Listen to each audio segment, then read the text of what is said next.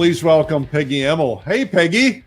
Hi, Eric. How are you doing today? I'm terrific. What are you going to do for us today? Well, I'm going to teach you how to paint clouds, and I'm going to Clouds. start that with a little introduction about how I mix colors, give you some information about atmospheric perspective, and then give you a step-by-step process for painting clouds, and I'll demonstrate that. Okay, I want to show everybody a little of Peggy's work just so you can get a feel for it, so you know what you're about to get. Peggy lives in New Mexico. Where are you, in Santa Fe? Taos. Taos, I'm sorry. Big difference. Big difference. Yeah. So as you can see from these paintings that I'm flipping through, Peggy is masterful at this. And wow, snow. You have snow now, don't you? We do. It's snowing today, in fact. Oh, is it? Mm-hmm. That's beautiful. Just beautiful distance there. Thanks. So anyway, Peggy, take it away. Okay, Eric, I think you're going to run slides I am. for me? Yep.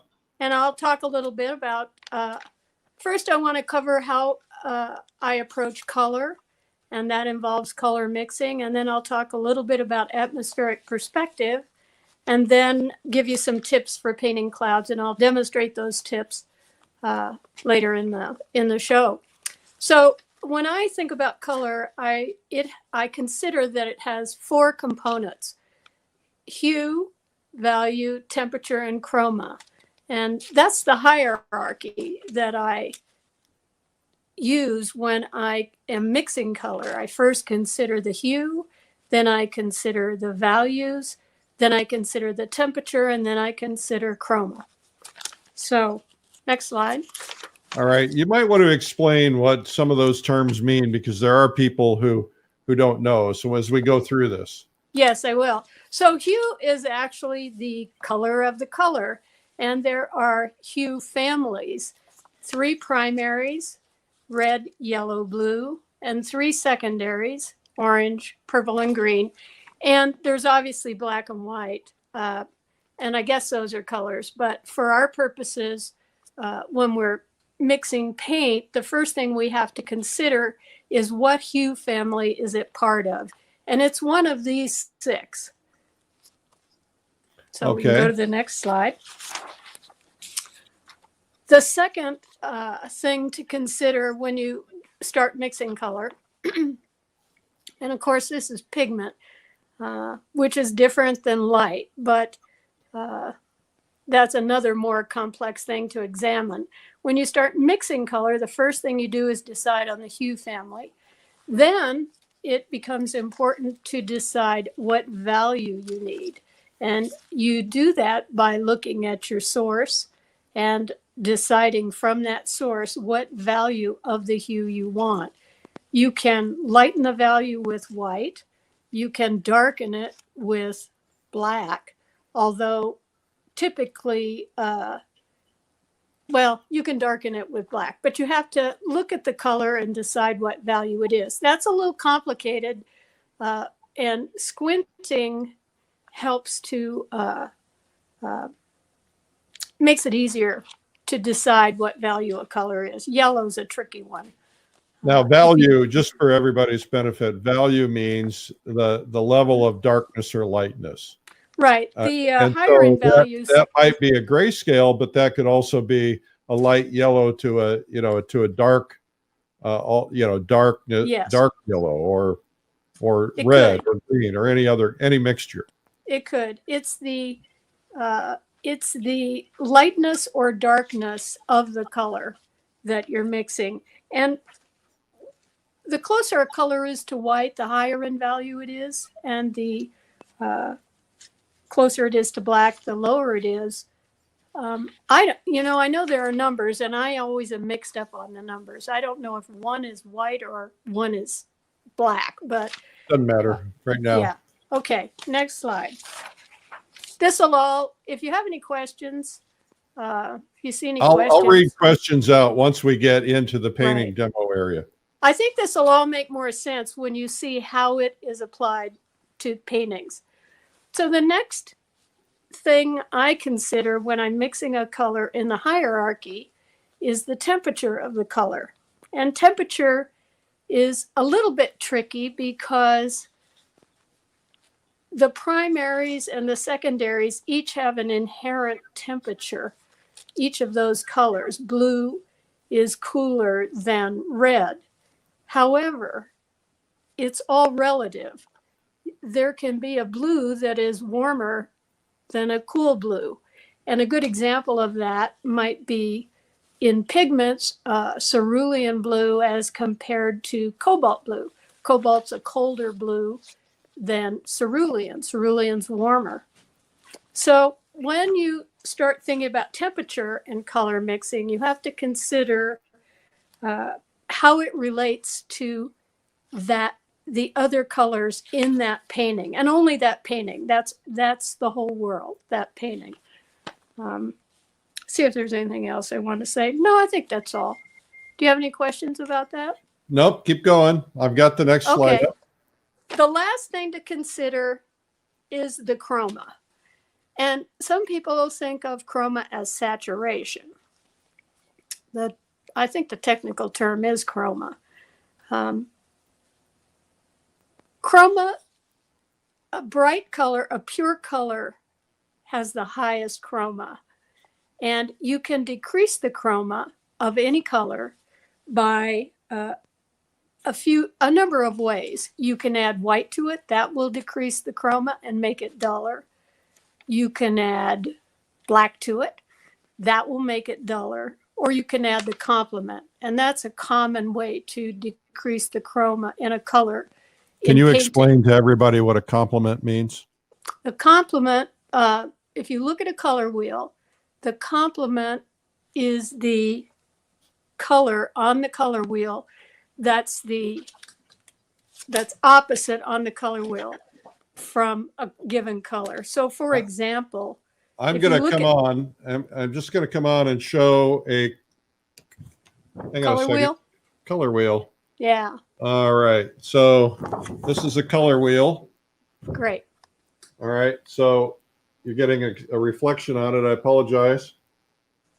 When you look at that color wheel, the colors are distributed around the wheel, and the color that is opposite a color on the color wheel is its complement. So for example, the complement of blue, which is in your, that's purple, but let's use purple. The complement of purple is yellow. It's opposite on the color wheel. And typically the complement of a color is made up of the other two primary colors. For example, if yellow is the color you're trying to find the complement of, if you mix red and blue, you'll get purple.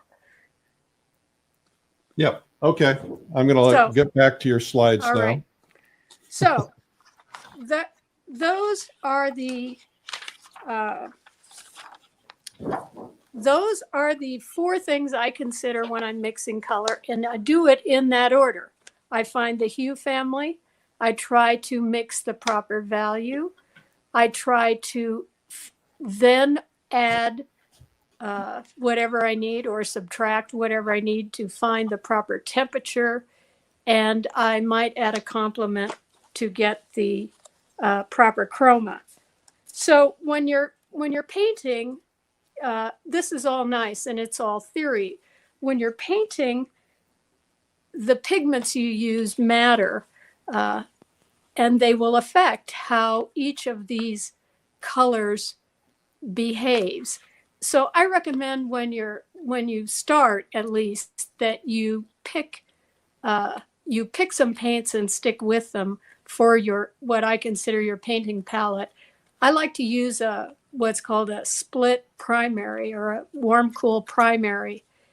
And that is, I use a warm yellow, a cool yellow, and that's relative to each other. It could be any two yellows you want, as long as one is warmer and one is cooler. So warm yellow, warm blue, warm red, cool red. You want to consider the quality of the paint. Is it transparent? Is it an opaque paint? The color scheme, that affects how you'll mix colors. But the most important thing is to remember that when you're mixing colors for a painting, it's all about that painting. It's not about anything else. Anything off the painting doesn't matter. It's just that painting. It's all relative to what's on the canvas. So the result is you compare every time you put a color down on the canvas, you compare it. And this is what I ask myself. It's a kind of a mantra. Is it light enough? Is it dark enough? Is it warm enough? Is it cool enough? Is it bright enough? Is it dull enough? If you do that, it will guide you in color mixing. So all of that affects atmospheric perspective. And I want to talk a bit about how atmospheric perspective impacts each of these variables. Each of these is a color variable. There are hue effects, value effects, temperature effects, and chroma effects. So let's go to hue effects, because that's the first thing you do is you pick the hue. Am I in the right? Yeah, okay. Yep, yeah. When you look, when you're painting a landscape, the thing to always remember is there is a thing that I call hue dropout. The closest things to you have yellow in them. As the distance increases, the light, I guess it's the wavelengths of the yellow drop out, and you're left with only red and blue. That's why you get.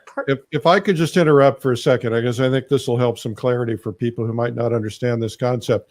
If you look at that mountain all the way in the back, if you were standing on that mountain, you would see these trees and these colors exactly as they are here in the foreground.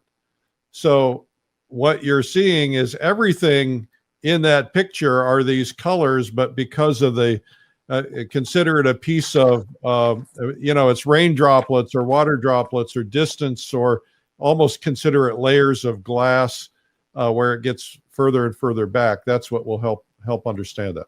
Right. Atmosphere filters out the wavelength of lights, and it happens in the sequence, and it's the same sequence every time. The first wavelength that drops out is yellow. That leaves you red and blue, which can create purple. The next thing that drops out, the next wavelength that drops out is red, and that leaves you blue. And eventually blue drops out and you have a kind of a pale white color. There's one exception to this, and that is that sometimes light clouds and when the sky appears light, atmosphere pollution will color it a slight yellow. So that's something that you can use, and it does happen.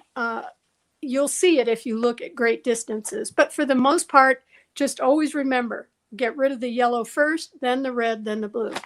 Okay. Now, what about when you see clouds? Like, sometimes you'll see clouds where, the clouds are really, really yellow, but they're pretty far away. Well, that's because of the atmospheric pollution. And that's what I'm saying, is that a light color like white in a cloud will become yellower as it moves away from you because of pollution. Okay. All right. And you can see that. So the next thing, the next effect of atmosphere on is the the next thing that's affected that you should consider is the value. What happens to the value of colors? What effect does atmosphere have on that?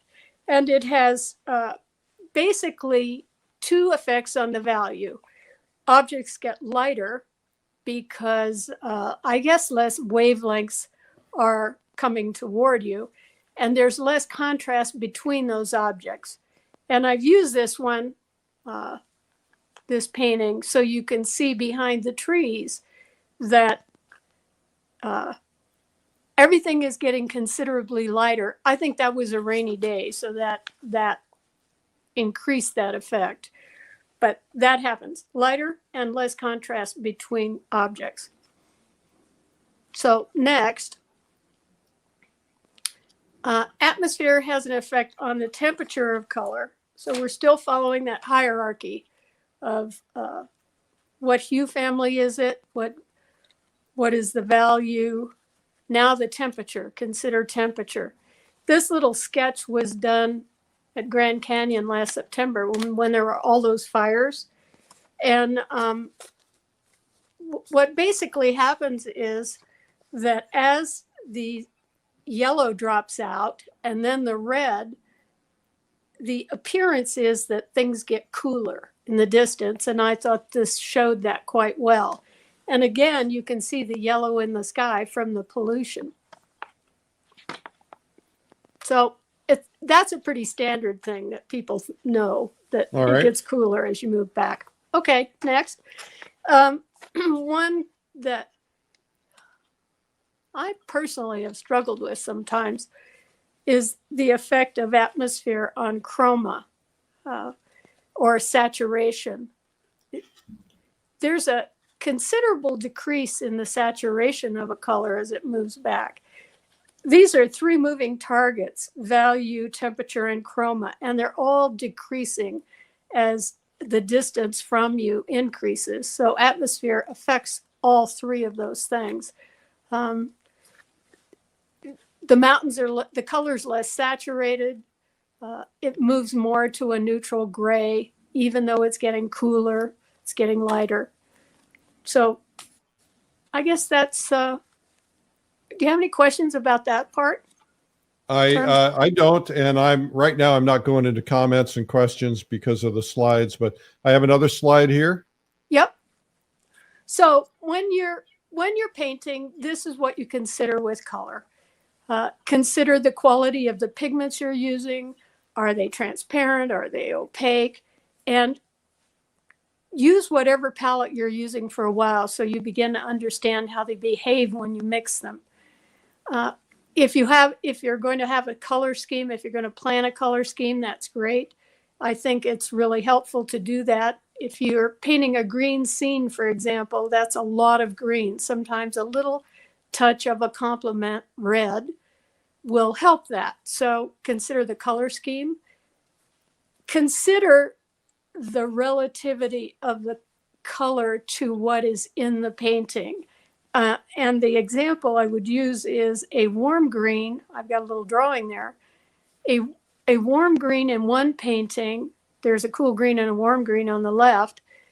The warm green might become the cooler pigment in a different painting. I couldn't find a yellow green, but I used yellow.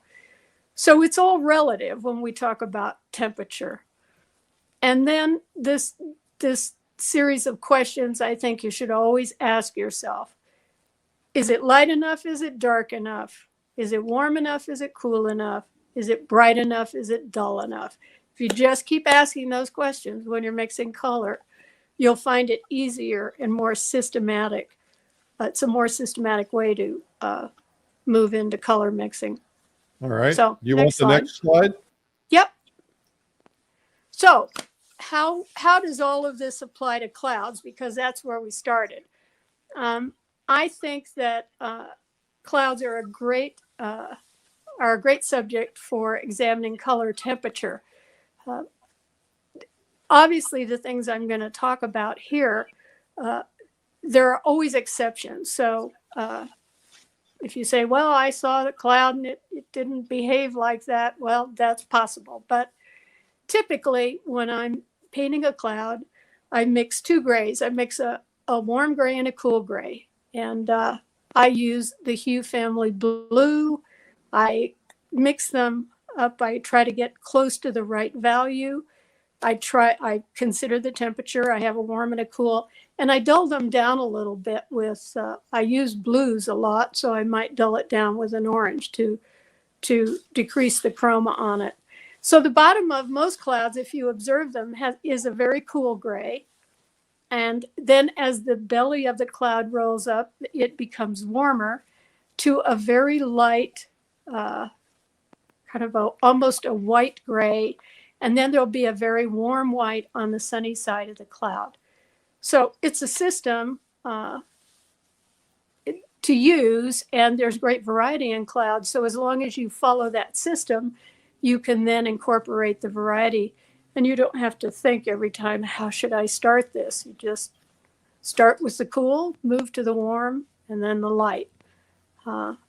As the other thing about clouds is, as they move into the distance, they get closer together. Just like anything, like railroad ties or fence posts, they follow the rules of linear perspective. And the other thing I always have to tell myself is that clouds are actually vapor. So they're not solid objects. That's sometimes hard to capture when you're painting them. Well, we need to get you painting some clouds. Great. I drew this out last night so that I wouldn't have to spend time doing that. First thing I'm going to do is lay in the dark part of this painting. And I'm using 3 greens. I've taken sap green. Can you see this? Well, taken sap green, and I've mixed it with raw sienna and transparent oxide red and ultramarine blue. So I have a warm dark, a cool dark, and a warm but transparent light. Raw sienna is pretty transparent. So I'm just going to lay that in quickly. One of the things to think about when you start a painting, one of the first things to think about is where is the sun coming from? Because that will help you to decide what part of a plant or a tree, for example, should be warmer, what part should be cooler. So my sun is coming from the upper left. Does it look like upper left on your screen? Yeah. Okay. This is pretty transparent. I'm laying it in pretty transparent.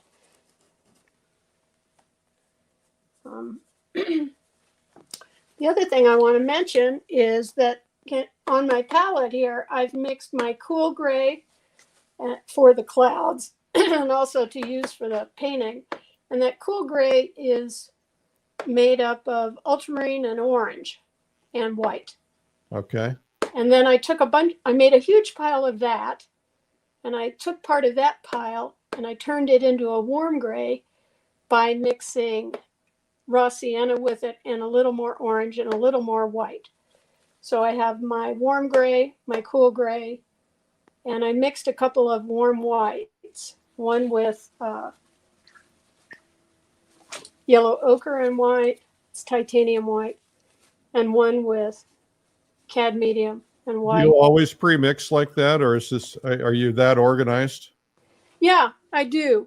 That way I don't have to think, I don't interrupt the painting flow with the mixing. However, I'm going to do something right now, and I haven't pre-mixed it. I'm going to mix the color of the sage here. I'm going to lay in this distant. Now, keep in mind the atmospheric perspective that Peggy talked about. So that's less dark and less yellow in the back there, right? Yes, it is. I'm using blue. I've added just a touch of my cool gray to it, but I still want to keep it pretty dark. Okay. Hey, hello to Honduras. Nice to have you here. Pakistan, British Columbia. Gosh, people from all over the world today. Thank you very much for tuning in. India. I'll shout them out from time to time, Peggy. Oh, great. All right. I'm taking that cool gray that I mixed up in advance, and I'm going to use it for a distant mountain here. All the, if you look at that, will mean that all the yellow is out. That's not quite dark enough for me for that. I'm going to put a little cobalt blue in it.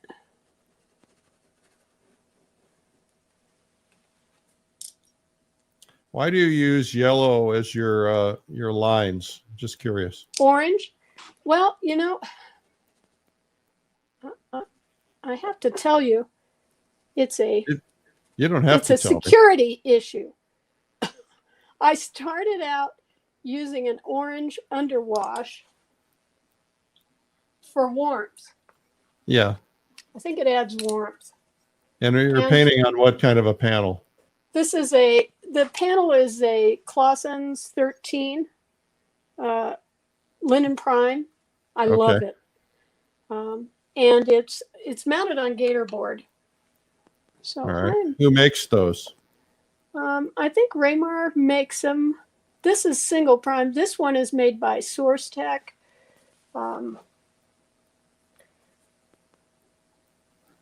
want to add a little bit of red to that mountain. It's not feeling quite right. Okay. The other thing I want to be sure not to do, this is a rosemary brush, I love these, is have this bush on the left be shaped exactly like the bush on the right. It's easy to do that. I think I was an architecture major in college and worked in that field for a while. So I kind of have an engineering mindset.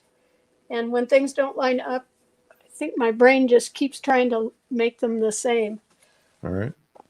Hello, Norway and South Africa. What kind of palette is that? Is that a strata palette? You know, this is yes, it is. It's the, I can't remember the exact name of it. I think it's one that mounts on a tripod. I mean, you just lay it in the legs of the tripod. Well, no, yeah, you do. And this particular one is the one that you have a staff. So, you know, like a vertical post. Yeah. So you can actually, you can paint bigger paintings as opposed to the one where you put the painting on the lid. I don't know the difference in the name. Yeah. Yeah. Push-on box. Okay. Okay. So I want to put in the sage color also. And I have a kind of a personal favorite for doing that of cerulean blue. I like to mix cerulean and cobalt blue with raw sienna and yellow ochre. I think I'm an inherently lazy painter, so I like to use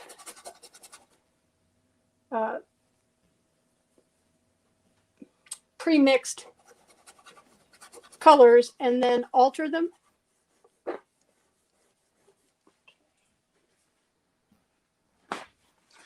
Rather than start with just red and yellow and blue and try to come up with it. Cerulean is pretty close. You'll see here. I'm putting it in fairly dark. And I'm just scrubbing it in. And now I'm going to take a paper towel and scrub that in. How much time do I have, by the way? You've got about 25 minutes. Okay. I'm going to scrub this in and get to the, try to go ahead and get to the clouds, because that's why we're here. But this will be a sense of the values. I've lightened that a little. The reason I'm using the paper towel is these marks will actually look like bushes. Yeah, scrubby. Yeah, I'll go over them with more opaque colors. Hey, Peggy, I've got to mention something to everybody because I forgot. But Okay. The winner of the value specs from yesterday is Betty K. Lewis from North Carolina. Give her a round of applause. She will now see perfect values when she's painting. Today's prize will be a digital subscription to Plein Air magazine, which has got 20% more content than the print magazine. Most people get both. And so if you leave comments, you might be able to win that digital subscription. Also want to tell you guys that just a few days left on the 31st, the Plein Air Salon ends, and you want to get your entries into that. Okay, I'm done. Okay. Oh, I think the value specs are a great idea. You know, it's interesting how that works. The red filters out. Does it filter out the red? Is that what it does? It filters out, I don't know, it filters out everything but the red, I think. But well, the reason I'm what it asking does is it basically reduces it down so you see the values. All right, I'm going to go ahead and put some of these clouds in, lock them in. And I'm using my dark cool gray. I'm going to add a little bit of transparent oxide red to that, just to darken it up and dull it down a bit and make it a little different than the mountains there.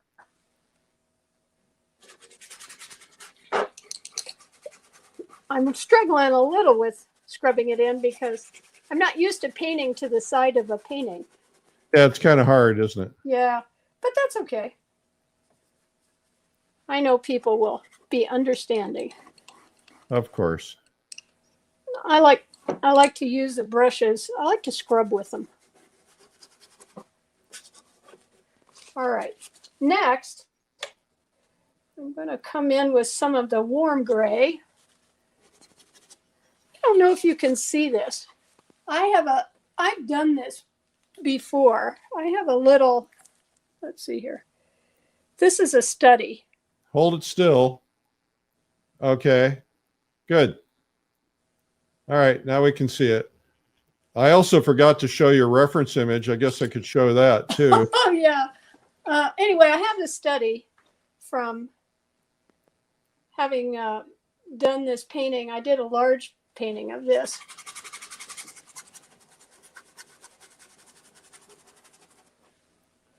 And one thing I'm doing as I'm painting is I'm warming this up just a hair.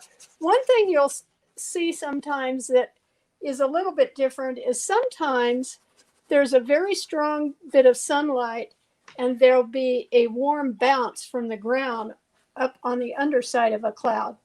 But typically the cloud goes from cool on the bottom to warmer to light warm white. But if you are getting that reflected light from the bottom, you just store that underneath your cool. You do.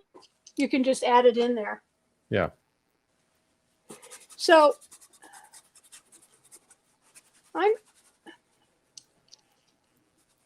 I find it easier to paint if I have a system that I can fall back on. I don't want to use it to make everything the same, but I like having the system. And that's why I have those questions that I ask. Is it light enough? Is it dark enough? It looks dark enough to me.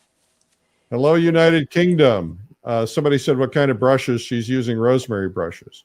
I'm using rosemary brushes, and these are Silver Grand Prix. Silver brush, okay. Grand Prix flats.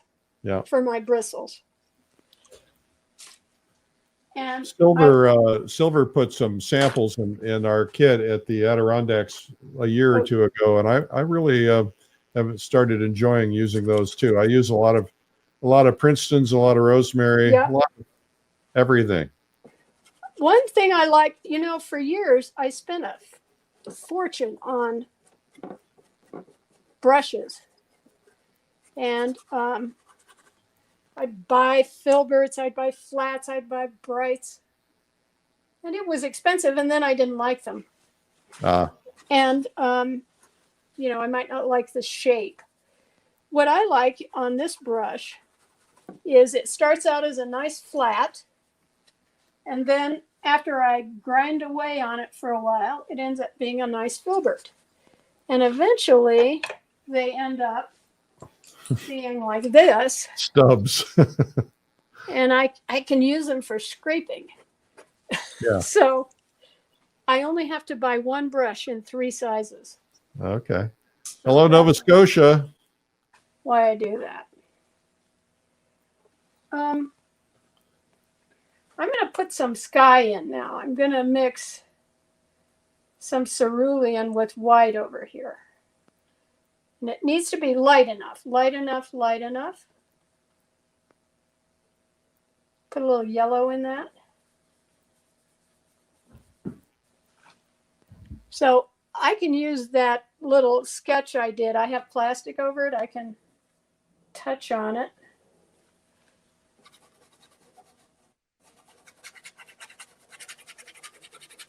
I want to get to the fun part, which is where you put the light on.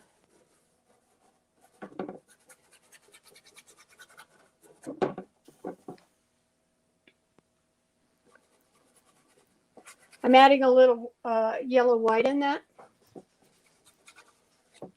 If you guys are enjoying this, give a thumbs up or an applause or a heart or something, but also hit the share button so that others can discover this. All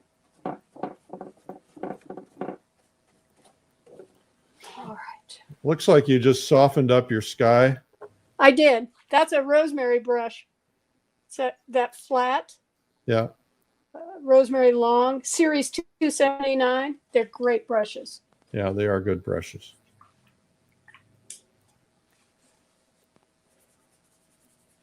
I used to use Mongoose. I heard you say to somebody recently that Mongoose isn't, you can't be.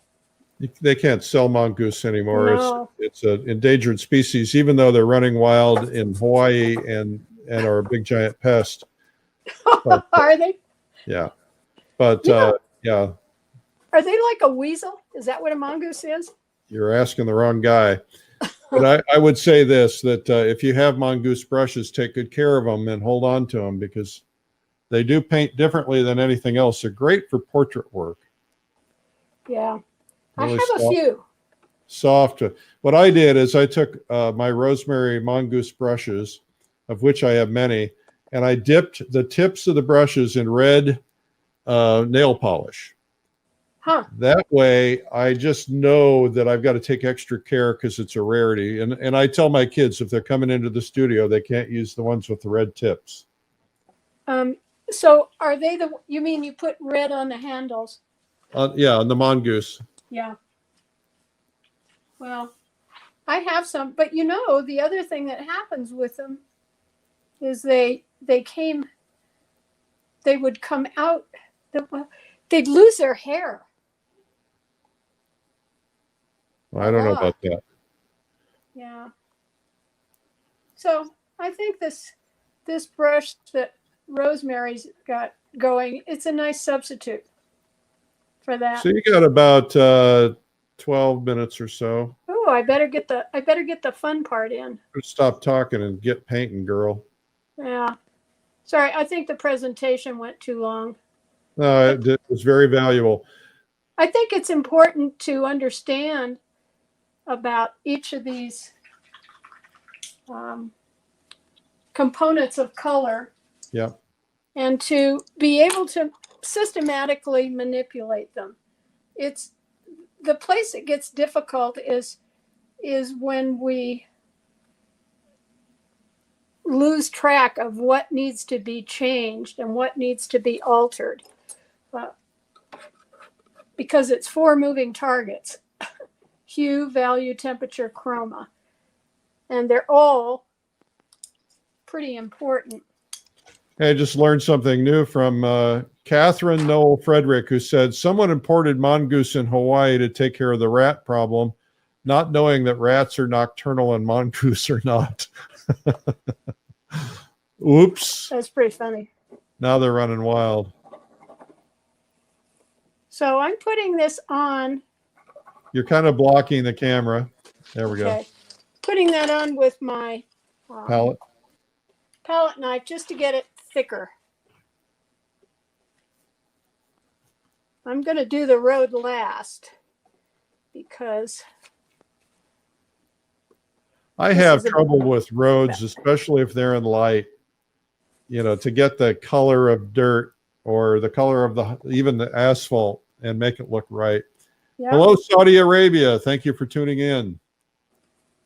Maybe somebody could do a demonstration on painting roads. Yeah, well, I guess that's what I should do for a living, since that's my name. That was pretty funny.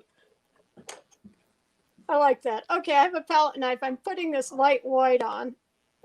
And is that pure white? This is, these are my two warm whites that I mixed. Ochre. I'll go into a lighter white later, but it's the white with the ochre and the white with the cad yellow.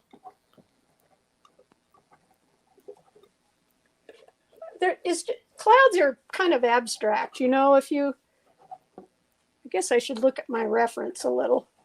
Sometimes I'll put your reference up so people can see it. Yeah, sometimes I just sort of ignore the reference. I guess there's a point at which in a painting when the reference is less important than the painting itself. Well, you're not trying to copy a photograph.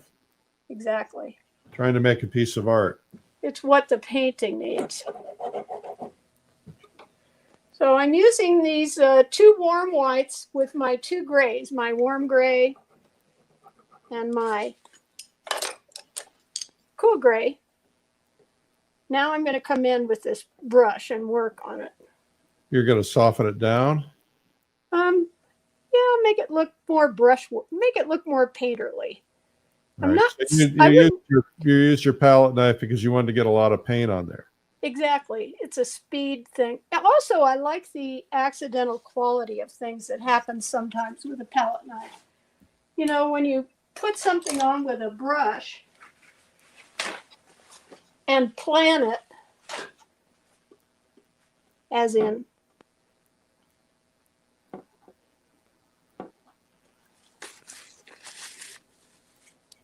these are going to be a little rough.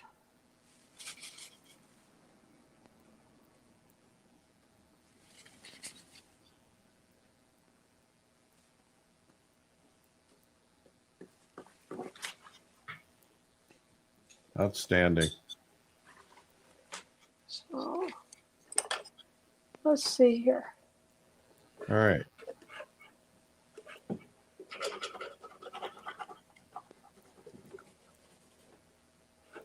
I think you can bring a lot more finish to these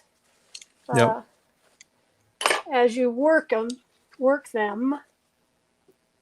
I want to see you paint that road. You don't want to run out of time. Okay. I want to do one more thing, though, to the clouds. Okay. I'm going to put just a little bit brighter.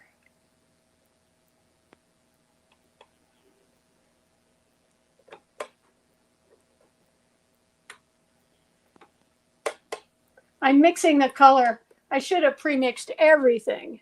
Well, hey, you can't be perfect. I'm always thinking temperature here. I'm thinking warmer. There's a lot of yellow in that.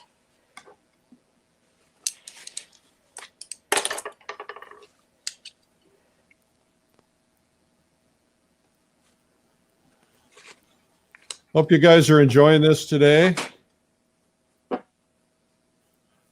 Deborah says, I wish I could paint rough and fast, especially painting from the side. You know, you'll get there. You know, you have to learn to lose yourself and not noodle everything perfectly. The road. Well, you know, I'm going to tell you that the best training for painting loose and fast is watercolor. And oh, well, that's right. Because when I used to paint in watercolor more often, I used to liken it to riding bareback. Yeah. You have a plan, but then you kind of have to go. Whoops. I think I'll need to move that back in, huh? Yeah. There. Well, our big watercolor conference starts tomorrow. We got 39 or 40 countries signed up and almost 1,700 people attending. Where it's the largest art conference in the world. That's terrific. Well, they're going to learn a lot. And I think watercolor is one of the great mediums. Can you still see everything okay, or did I? Yeah, we're cool. Okay. All right. I'm going to get to the road. All right, let's do it. I'm using transparent oxide red, which I don't know if this is a good reference, but it's kind of like crack. You know, it's a wonderful color. It's hard to quit using it. I used it instead of burnt sienna. I'm mixing a little gray with that, using raw sienna. I'm using raw sienna a lot because it's transparent. I think this needs to be warmer though. So let's see here. I'm going to pull up your reference photo real quickly. Yeah, sure. Okay, so it's kind of looks like a terracotta road. Yeah. Very, very New Mexico. I'm going to get a bigger brush here so we can go faster. Yeah, you got about 5 minutes left. All right. I'll finish this painting and shall I send you one? Shall I send just post it in the comments when you're done. Okay. There will be a lot of people who have questions, and this in the replays, we'll have many tens of thousands who will be watching the replays. So okay, post it for later. Because the things in the bottom that I'm doing here are really preliminary. I've added some cooler color to that. Now, one thing I do want to do is lighten this as it goes into the distance. It's going to be lighter. It's going to be duller. I'm going to just try that sky gray, the warm sky gray, and see if that will do it.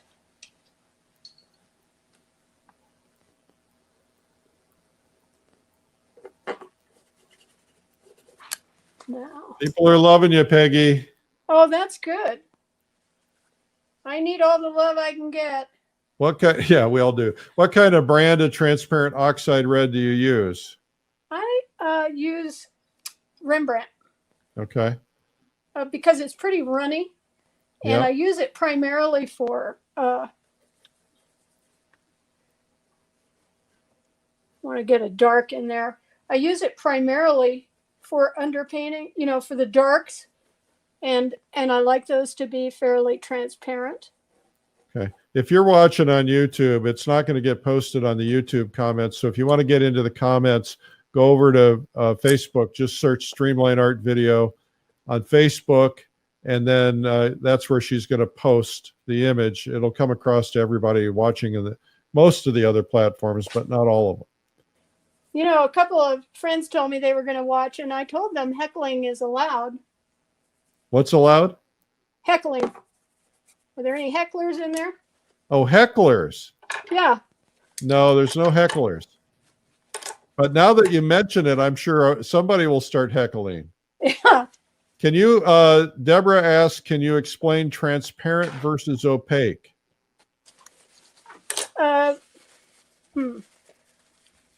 You mean a definition? You mean in terms of the paints or? Well, I think the definition, what's the difference between transparent and opaque? One you can see through, the other blocks things out. Yes. I'm using a paper towel now to mark the road, to lighten it. One of the things I really like is for the white of the canvas to bounce back up through some parts of the painting. Yeah, I like so it. A transparent color allows that. An opaque color doesn't allow that. It covers up the canvas and you don't get that bounce of the white back through the paint. Stained glass is a good example. Yeah. It's like that. Hello, Gerda in the Netherlands. Welcome. Now you're getting some hecklers. Oh, am I? Yeah. I'm going to What put kind of some paper of this. towels do you use? The cheapest ones because they're scratchy. Oh, okay. That's interesting. Because you want texture. Yeah. Alex, thank you for the wonderful compliment. Said Streamline Art Video is the best thing to ever exist. That's very sweet of you. We work very hard at that.